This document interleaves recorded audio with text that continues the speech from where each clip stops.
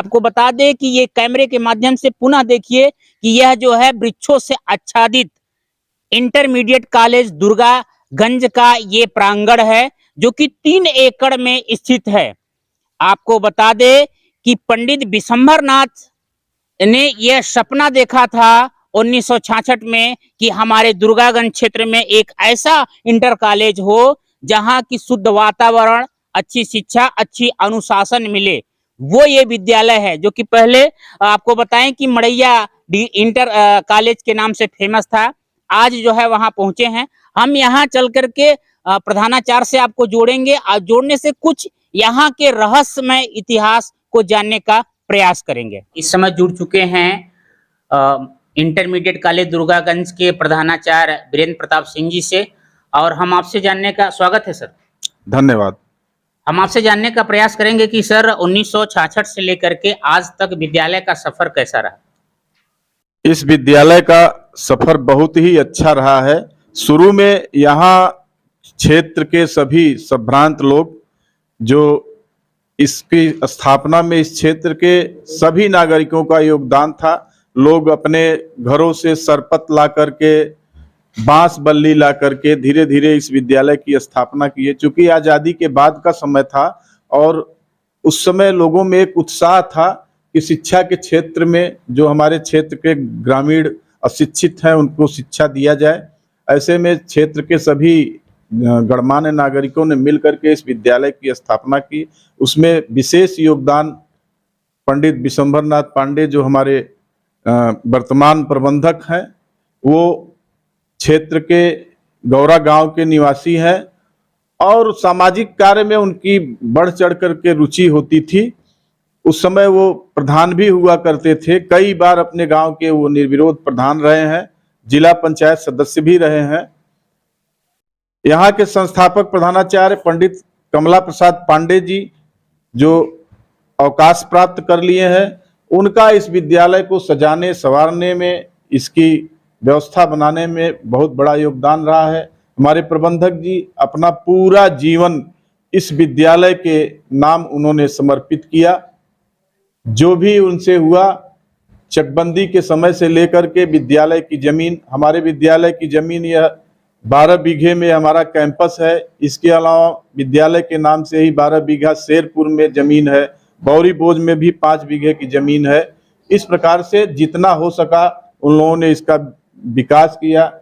यहाँ एक पहले प्रधानाचार्य जंघई इंटर कॉलेज के पंडित दयाशंकर पांडे जी थे, उनकी भी इस विद्यालय की स्थापना में उनका बहुत योगदान था। चूंकि वो प्रधानाचार्य हो गए एडेड कॉलेज में, इसलिए उन्होंने इस विद्यालय को जो है अलग से सहयोग दिया। तमाम ऐसे नागरिक यहाँ के, मैं तो यहाँ 2010 में उत्तर प्रदेश माध्यमिक शिक्षा सेवा चयन आयोग से चयनित होकर के आया। उसके बाद इतिहास लोग बताते हैं। विद्यालय ये ग्रामीण परिवेश का है और यहाँ का पठन पाठन का माहौल बहुत ही अच्छा है। खास करके यहाँ जितनी भी बालिकाएं क्षेत्र से आती हैं, उनके हर सुविधा का हम लोग ध्यान रखते हैं और प्रयास करते हैं कि उनका जो भी पठन पाठन हो बहुत अच्छे ढंग से हो। नितांत हम लोग हमेशा प्रयासरत रहते हैं कि हमारे विद्यालय के बच्चे सभी पाठ्य सहगामी क्रियाओं में बढ़ चढ़ करके भाग लें, चाहे वो सांस्कृतिक कार्यक्रम हो, चाहे खेल का आयोजन हो, चाहे स्काउट गाइड हो। हमारे विद्यालय के सबसे बड़ी उपलब्धि मेरे आने के बाद इस विद्यालय को एक मिली। 2011 में इस विद्यालय के शिक्षक पंडित श्रीनाथ पांडे जी जो हैं, उनको इस देश का शिक्षा के क्षेत्र का सर्वोत्कृष्ट सम्मान राष्ट्रपति पदक से सम्मानित किया गया 2011 में। उनके कारण हमारे इस विद्यालय का नाम, इस जनपद का नाम, इस प्रदेश का नाम पूरे देश में रोशन हुआ। और इस विद्यालय से बहुत सारे छात्र जो पूर्व छात्र हैं, कुछ आईएएस भी हैं, पीसीएस भी हैं, सब रिटायर भी हो गए। अभी बच्चे एमबीबीएस इंजीनियरिंग में सेलेक्ट होते रहते हैं। हम जब से आए हैं हमने प्रयास किया है कि इस विद्यालय को और ऊंचाई पर ले जाया जाए, लेकिन कुछ समस्याएं हैं जिनके कारण अब मुझे काफ़ी परेशानी का सामना करना पड़ रहा है। जैसे जब हम यहाँ आए थे तो यहाँ 19 अध्यापक थे। आज अध्यापकों की संख्या अवकाश प्राप्त करते करते एकदम न्यून हो गई है। केवल 3 अध्यापक मेरे विद्यालय में बचे हुए हैं, लेकिन प्रबंधक जी की कृपा है। उनका ये कहना है कि चाहे जो परिस्थिति आए, मनुष्य ही परिस्थितियों से लड़ता है, और भगवान की ऐसी कृपा है इस विद्यालय पर कि आज जनपद के लगभग बड़े बड़े विद्यालय जहां 20-20, 25-25 अध्यापक हैं, कहीं 200 छात्र संख्या है, कहीं 250 छात्र संख्या है, लेकिन मेरे विद्यालय में आज भी 1600, 1700, 1800, 2000 के आसपास प्रतिवर्ष छात्र संख्या रहती है। और हम अपने प्रबंधक जी का धन्यवाद ज्ञापित करते हैं। हमारी कमेटी प्रबंध समिति जो है, हमारे सभी शिक्षक बंधु मिल करके अपने व्यक्तिगत स्रोत से, सामाजिक स्रोत से हम पार्ट टाइम टीचर रख करके, पार्ट टाइम 4th क्लास रख करके, पार्ट टाइम बाबू भी नहीं है हमारे यहाँ। बाबू 2019 में रिटायर हो गए, आज तक किसी बाबू की नियुक्ति नहीं हुई। कोई चतुर्थ श्रेणी कर्मचारी 6 रिटायर हो गए।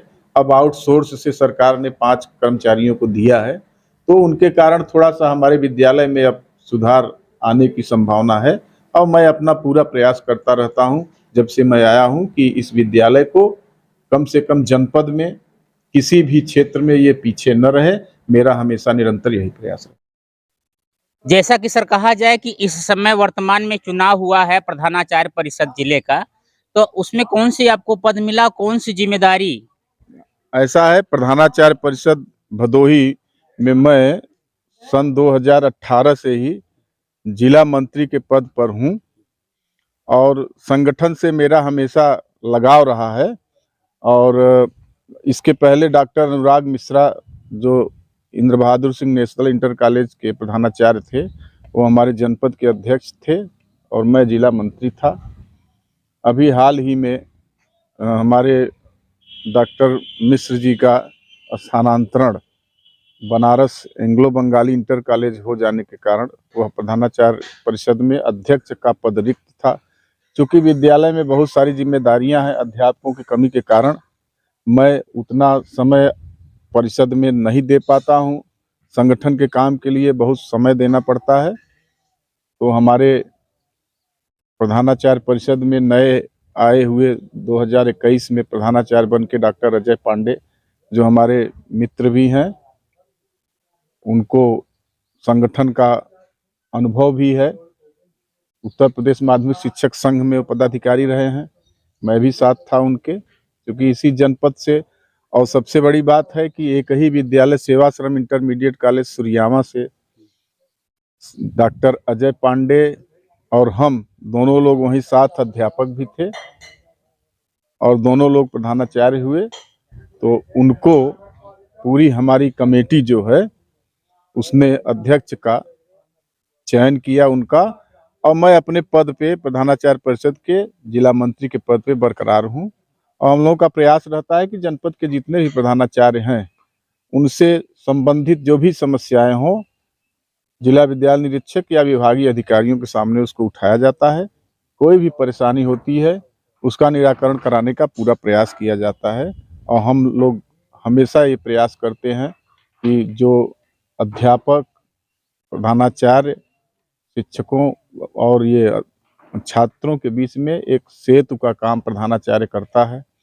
उसके ऊपर तमाम जिम्मेदारियां होती हैं। विभाग, प्रबंध तंत्र, अध्यापक, विद्यार्थी, अभिभावक, सबके बीच की एक कड़ी होता है। इसका ध्यान रखते हुए हम लोग हमेशा अपने कार्य के प्रति सजग होते हुए हमेशा जो है सजग प्रहरी की तरह सभी प्रधानाचार्यों की जो सेवा सुरक्षा है उसका ध्यान देते हुए प्रयास करेंगे कि भविष्य में किसी भी प्रधानाचार्य को पूरे जनपद में, वो चाहे जिस विद्यालय का हो, प्रताड़ित न किया जाए अधिकारियों द्वारा या प्रबंध तंत्र के द्वारा।